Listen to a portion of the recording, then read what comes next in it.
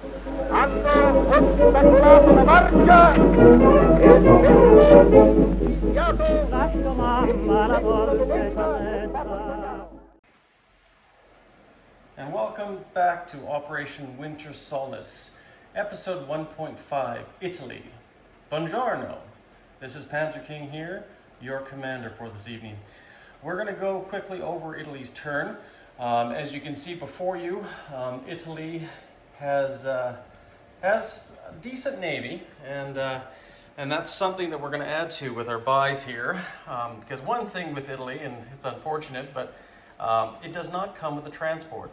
So Italy's going to spend $7 on a transport, and it's going to spend $3 on some Littorio infantry to head to Spain to fight with the Spanish nationalists against the Republicans.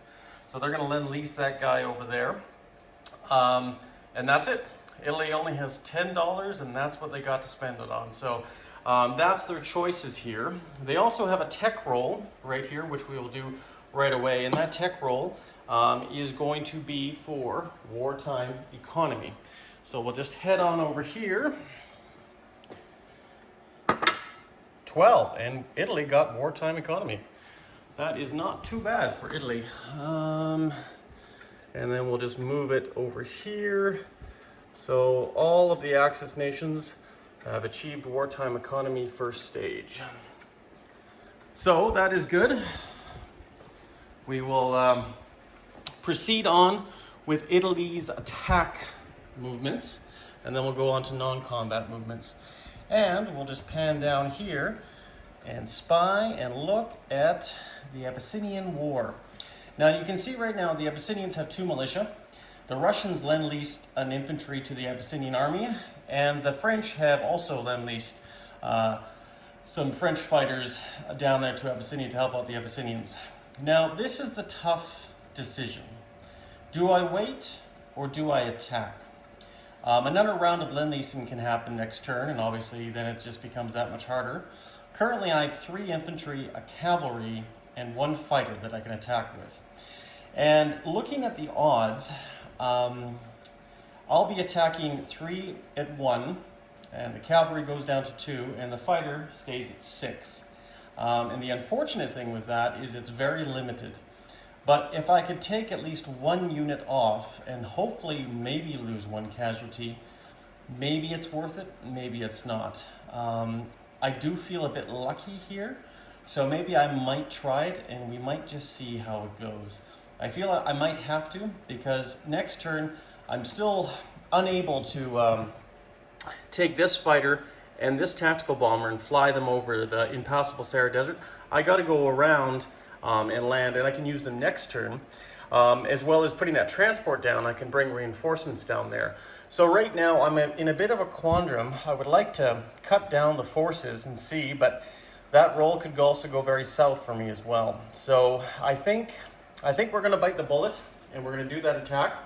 So I got everything set up here, and as you can see, my infantry are usually at 2, but because we're going into mountains, they're down 1, and my cavalry going into mountains goes down 1, and I have 1 fighter at 6.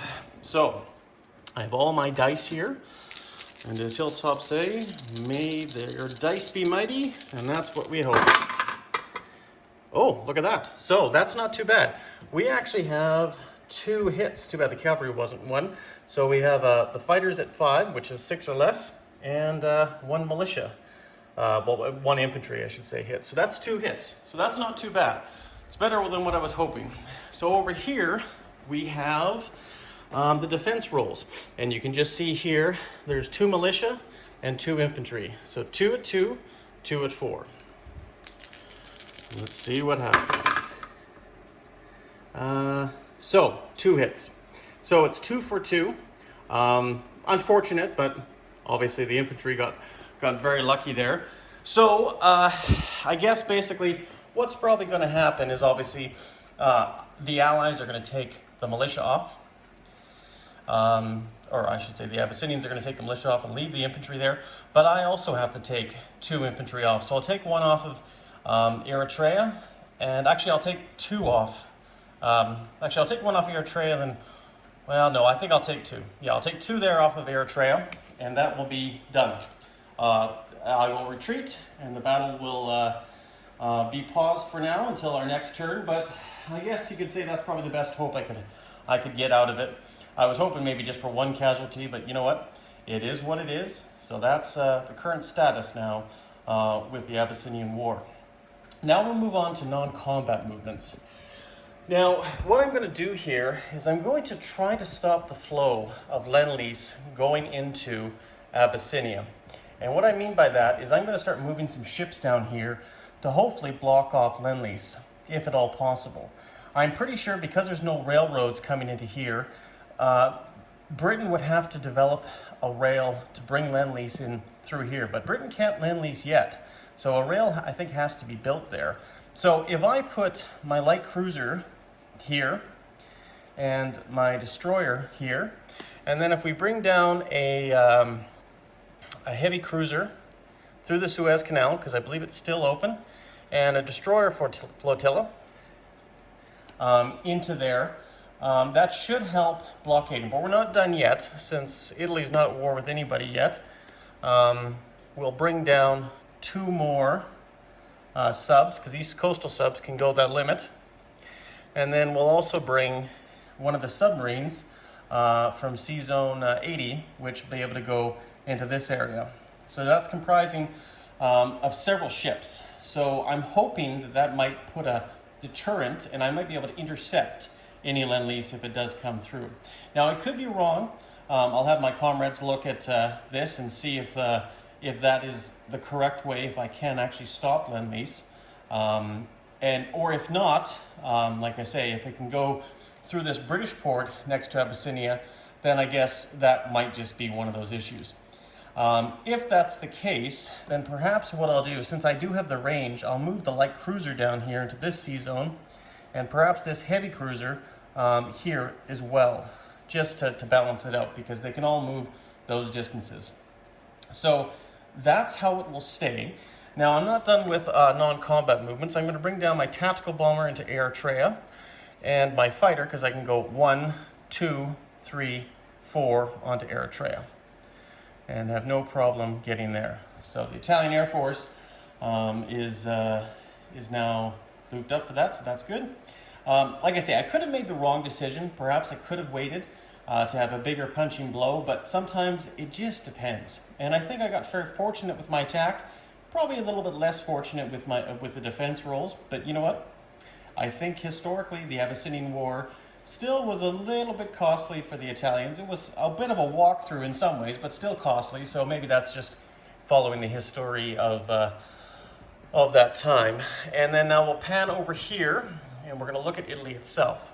We are going to strategically rail this mountain infantry down here, and actually, yes. And I think we'll also bring, because we are in Europe, so we can strategically rail, I believe it's 4, unless it's Italy, or maybe it's just Europe. No, I think it's Europe. You can move up to 4 units. So we'll bring 2 down there, infantry and a mountain, to the southern tip of Italy. Okay, so that's done for that. Now what we'll do here is we're going to place our units, and I could be wrong. Well, actually, you know what? Yes, that's right, because I can put them into this sea zone here, because I have to have a shipyard, and that's exactly what we'll do there. And then that way they can move. Yeah, so that's good. We will bring this coastal defense ship. Sorry, I should probably do that beforehand up there before I place my units. And this lovely Lend-Lease individual. Now, I could be wrong, but we'll just play and see. I would assume, being that he's being Lend-Lease, he would probably go the naval route, which means he would have to go around through Gibraltar and up to this major port here, because that's the closest port for the nationalists, for Lend-Lease. However, there is another option. It would be northern France.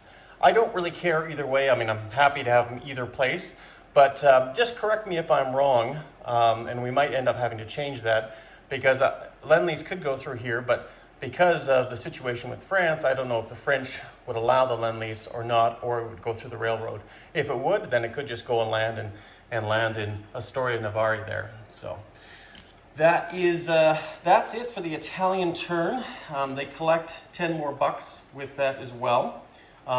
We rolled our technology. We got wartime economy. And I think that is everything Italy needs to worry about. And we'll see how the Americans and the Chinese do going to Jinx's channel, Fortress Jinx, at 1.6. Take care, everyone, and we'll see you next turn.